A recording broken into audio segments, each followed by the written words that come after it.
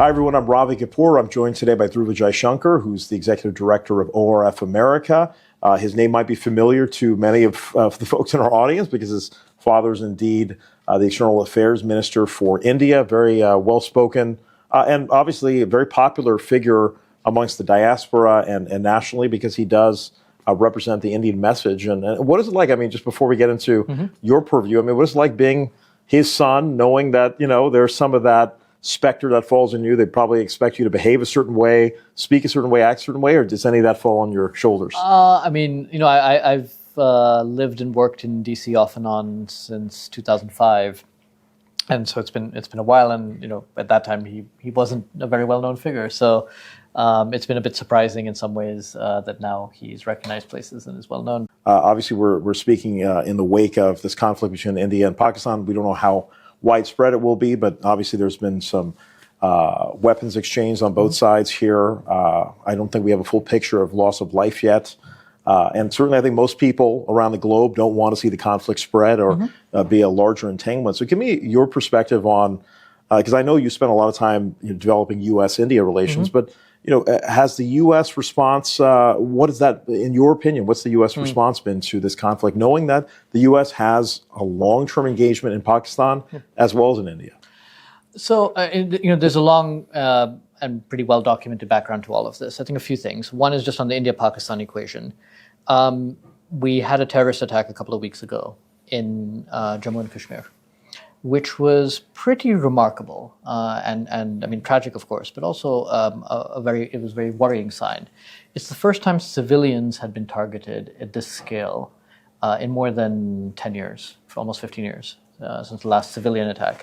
We've had terrorist attacks since then at Uri and Pulwama, but there was a very deliberate attempt over the past decade or so by Pakistan-based terrorists to target military or paramilitary police.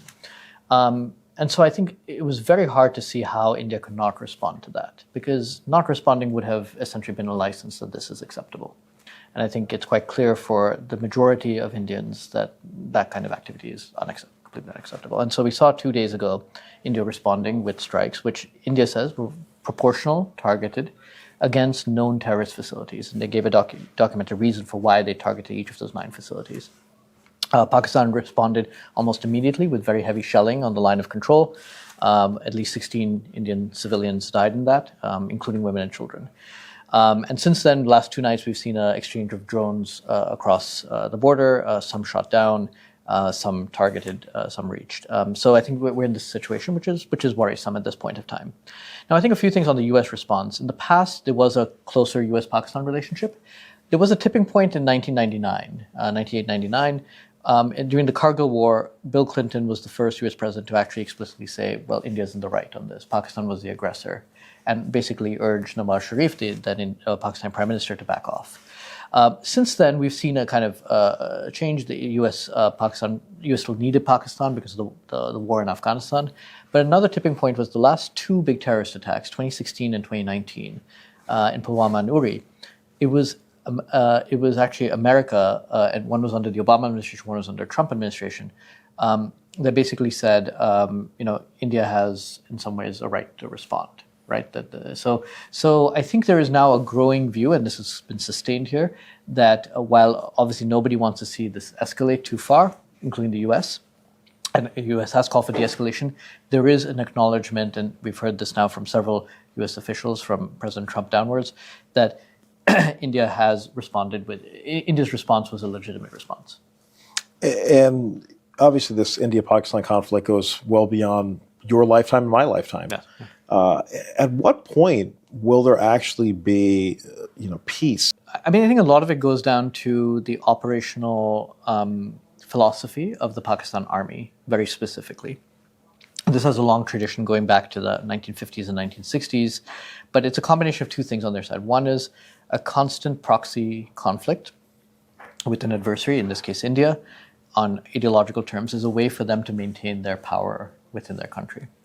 And the second challenge associated with that is they're now a nuclear weapons, a power that possesses nuclear weapons. And so that inhibits India or any other country's ability, including the United States' ability, to actually shape their shape outcomes there, right? So I think the challenge for India, and by the way, the U.S. is increasingly worried also about this trajectory, is how do you compel Pakistan, and the Pakistan army specifically, to abandon this long-standing policy of harboring and nurturing terrorists on its soil and deploying them against India, against U.S. forces in Afghanistan when there were U.S. forces there. And this is, again, all very well documented now. So I think that is really the central challenge. And as I have a book that came out a few months ago in India, and one chapter of which is on Pakistan. And it says that, look, this is a problem for India to manage over the long term. This may not be a problem that's going to be solved immediately for these reasons. And how much accountability does the Pakistani government have for what's going on within its borders? It depends on which part of the Pakistan government, right? So I think the civilian government is limited because there's certain things that are outside their purview. They actually don't control the national security budget, which is very unusual. The army controls its own budget. There's not the oversight that you see in most democracies, like in the United States and in India. So in many cases, it seems like civilians get including the prime minister, sometimes take their cues from the army and from the ISI, the intelligence services, and we've seen that even in the last few days.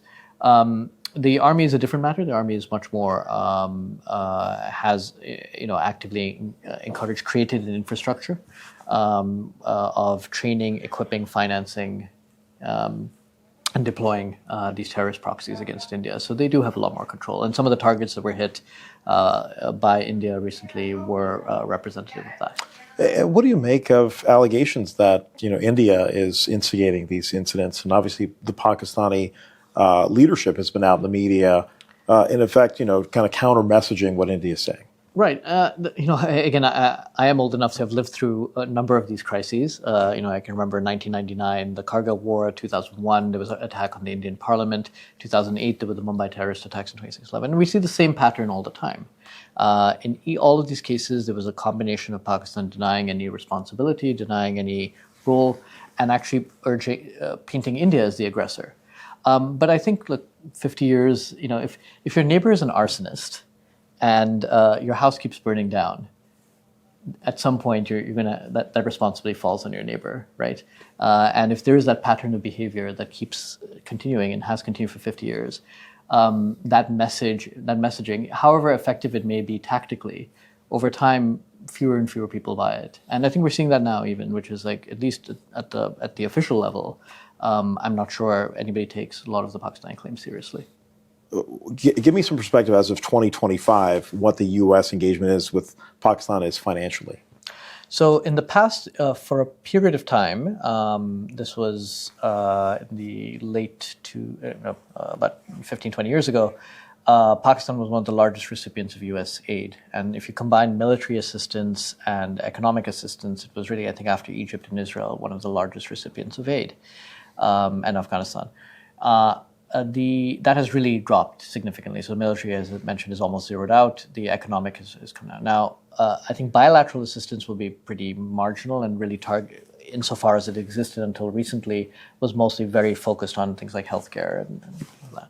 The one thing to watch out for, and there's some news today, it's sort of a breaking story, it's an evolving story, but is that the International Monetary Fund, IMF, has offered another package of loans to Pakistan, and the U.S. has a big say because of its voting shares in the IMF. So I think that has likely to not be welcomed by India, and it's again, it's not solely a U.S. decision, but the U.S. does have a say in that matter, because not just because of the signal it sends for supporting a state that does what it does. But moreover, just in the past, that has not been used very well. So Pakistan has repeatedly had to go back to the IMF, and there's not an indication that the military particularly has used that effectively to do what it's supposed to do, which is economic reforms and ensure. So I think that is, India's objection, I think, is twofold. It's not just you're financially bailing out a terrorist supporting state, although that is a concern. It's also, this is an ineffective use of global public goods. So, how does this Jammu Kashmir territorial dispute get resolved, knowing all these factors? So I think a formula was, there've been at times a formula that was close to being reached. In 1999, Prime Minister Vajpayee of India visited Lahore, and there was something called the Lahore Declaration. Actually, previously to that, there was a Shimla agreement in 1972 between India and Pakistan. So, and then talks proceeded. The challenge, I think, is not that a formula isn't there. The fact is, I think that Pakistan does not want to actually see that respected. And so every time India has actually put something on the table, in 1999 they did, in 2008 they did, it was met by a major terrorist attack, a major incident. And it's quite clear now, I think, that from that pattern, that the Pakistan Army does not want there to be a firm resolution. Because as soon as there is that resolution, it loses its political clout in Pakistan, it loses its economic power in Pakistan. And so I think this is the reality that India has now recognized. And so since 2019, there has been this sort of deep freeze in relations between India and Pakistan, because I think there's a recognition that every time India has offered something concrete, Pakistan has not lived up to its obligations. And I have had multiple discussions about this already, talking to a couple of very staunch Indian nationalists. One guy, Jaisai Deepak, very well known in social media circles, Yes. and Mohan Pai, former executive Yes. with Infosys and a venture capitalist. And Jaisai Deepak, very staunch about having all-out war with Pakistan and saying enough is enough. And then Mohan Pai, much more measured in the approach, much more targeted. I mean, where do you think this is going to land? I mean, I don't know if anyone's really advocating for full-fledged war. You have Bangladesh, you have the China factor, you have 2 billion people in that region where, we want to see economically all people start to thrive. So what is the approach you think India is going to take here? Look, nobody wants war, and I don't think India's leaders seek war. But the fact is, sometimes a combination of positive and negative levers need to be employed to get a state, in this case a nuclear armed state, to do something that they do not want to do on their own, right? They should want to get rid of terrorists on their own, not because of India, but because it is actually hurting Pakistan. It's hurt Pakistan's security. It's corroded its politics. It's made it economically lag behind Bangladesh and India as well. So Pakistan, for its own reasons, should be doing this. They should be sending a thank you card to India for taking out these 9 terrorist sites, right? Instead, you're seeing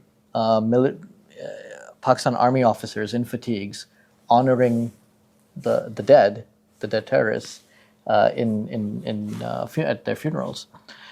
So again, the challenge for India is not like we want war. War will not solve everything, but using a set of positive and negative inducements, including kinetic options, including military options, to coerce Pakistan to do something that they should be doing in their own interest. And that, I think, is a big challenge. So India has offered positive incentives. I'll give you an example. In the mid-1990s, India offered most favored nation status to Pakistan, saying, we will trade with you as we do every other country.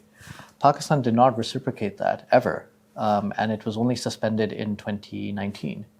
That India withdrew that offer. So for more than 20 years, India said, we are willing to trade with you, give you the same trading privileges that we give average other countries with whom we don't have trading agreements with.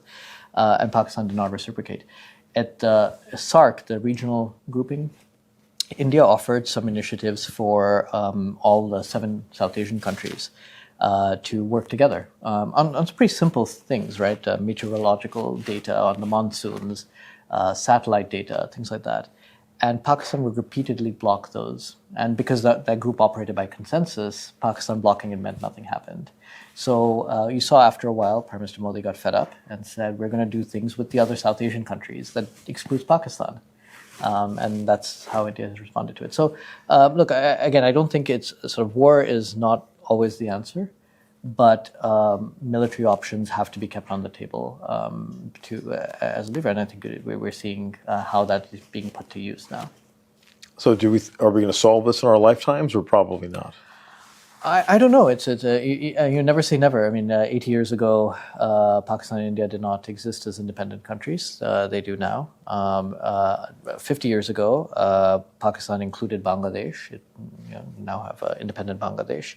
So, I mean, I would say, look, never say. 30 years ago, Pakistan and the U.S. were close allies. India was an ally of the Soviet Union, a de facto ally of the Soviet Union. So, I mean, look, the world changes. And it can change in some radical ways that none of us expect. So I would never rule anything out. But I do think this is a complex problem that in the near term will have to be managed rather than solved. Let me turn your attention to this U.S. India discussion over tariffs. Obviously, President Trump has definitely brought out India multiple times in his discussions with the press over how much India is ostensibly benefiting from U.S.-India trade over the years. What is India's thought on this? Obviously, there are ongoing negotiations. It does seem like we may have some news on that very, very soon. Where should this land? So, again, while he identified, and not incorrectly, that India had amongst the highest tariffs against U.S. goods amongst major economies in the world, India, Brazil, Malaysia were amongst the ones.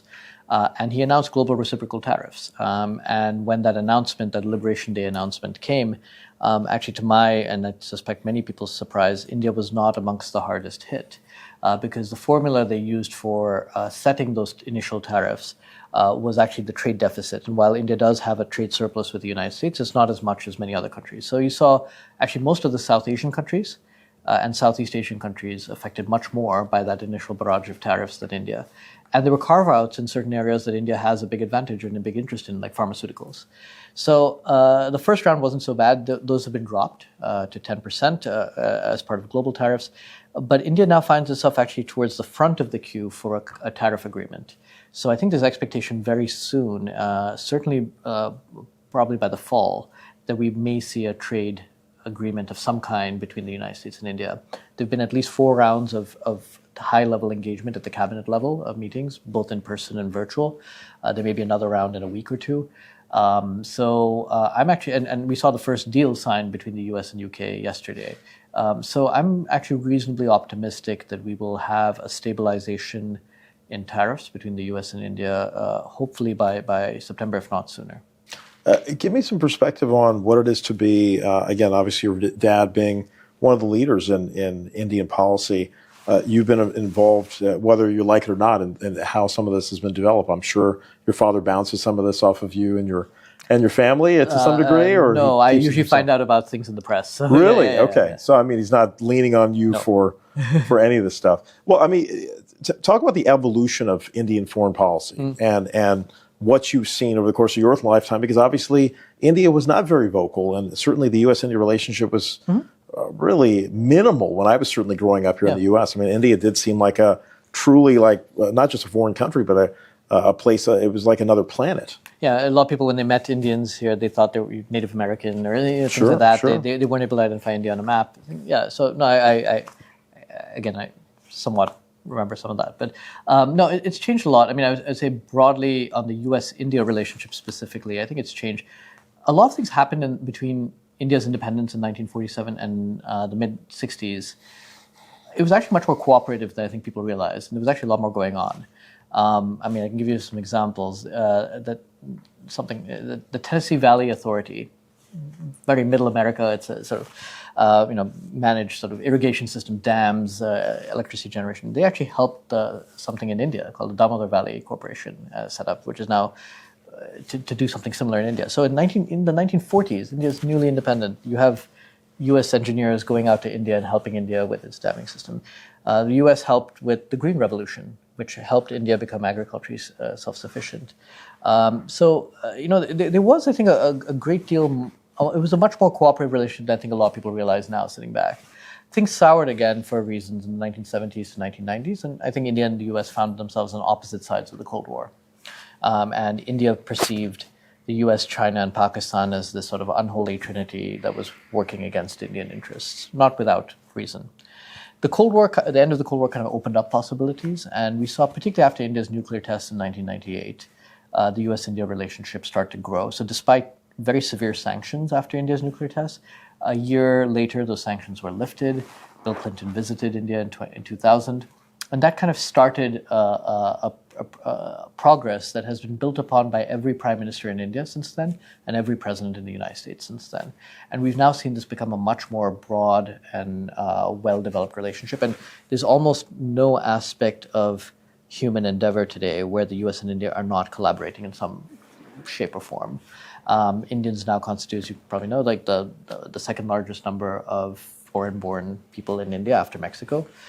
So they've become Indian Americans have become politically more active, and they've become this glue between the U.S. and India. So today, just after the global financial crisis, India was one of the few countries that still saw the United States as the number one land of opportunity. And I imagine that the reason for that was the success of Indian Americans.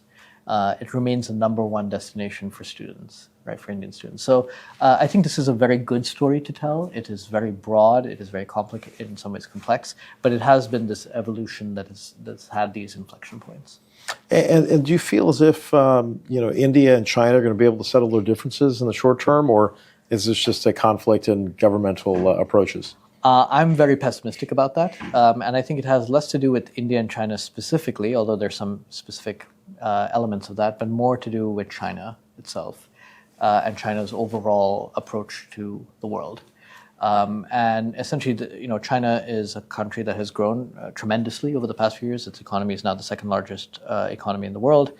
But I think a few things. One is it still is a single-party state. It's a communist country. It is, and I think people overlook that the decision making is very centralized. And for a global power, that means it's now the decisions of a few people in Beijing have global ramifications. You don't have when I first moved to DC in 2005, I was a 22-year-old. I didn't know very much. I didn't know anybody here. And I was working as an intern, and somebody said, go, there's a hearing at the Senate. Why don't you go report on it? And so I did. And I was like, I'm a foreign national, and do I need to show, registered? No, just go through a basic security check. And I went, and there were a bunch of senators on the dais, and it was Joe Biden and John Kerry and John McCain and these big names. And me, a 22-year-old nobody, could be sitting there taking notes on this. And that shows you a degree of openness to debate and deliberation that marks the U.S. that you don't see in China. So I think that's one aspect of it. I think the concentration of Chinese manufacturing power and the overcapacity that has created these economic distortions, which are huge. And the way China has behaved and wielded its power is not a reassuring sign. And not just with India, although including with India. So we have some fundamental differences between India and China on the border, on the region, the Indian Ocean region, where there's very active competition in places like Nepal and Sri Lanka and the Indian Ocean. You have economic and trade differences. India has a trade deficit with China that is larger than its entire defense budget. And you have differences at the UN and multilateral organizations. And these are not going to go away overnight. The temperature of this may go up and down, and we're seeing a slightly improvement over the past few months.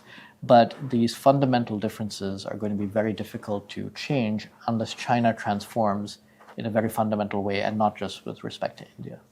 And what do you make of the criticism that India continues to get about its democracy, right? We saw an election a year ago where Prime Minister Modi was elected for a third time. Yeah. But that's been a constant criticism, certainly amongst folks in the United States when they talk about India in the terms of, okay, perhaps it's not the same kind of democracy as the United States. And of course, the human rights issue, which is constantly brought up by critics of India. I think some of it is borne by just a lack of awareness and knowledge, right?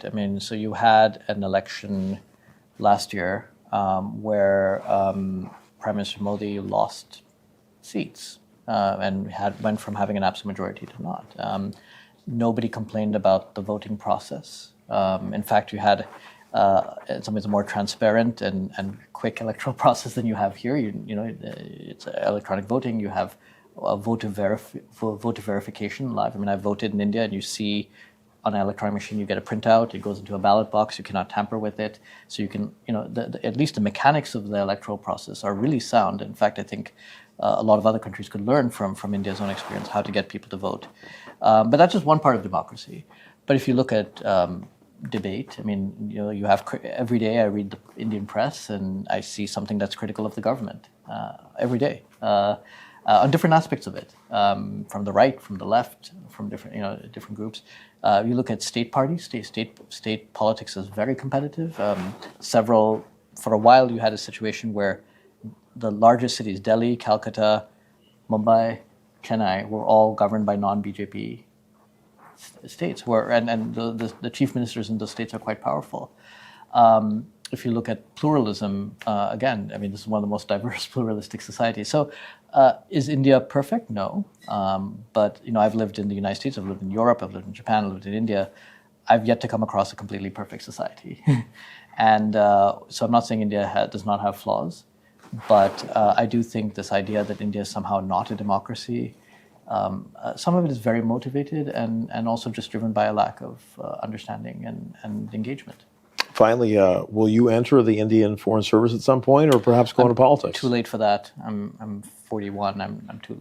You're aged out, so I cannot join the Foreign Service anymore. And I'm not sure I'm cut out for. I'm not sure I'd be a very good bureaucrat, to be honest. It's not my strength. I also don't have any political ambitions. I have a lot of friends in politics from all political parties in India. I don't have any. I admire what they do.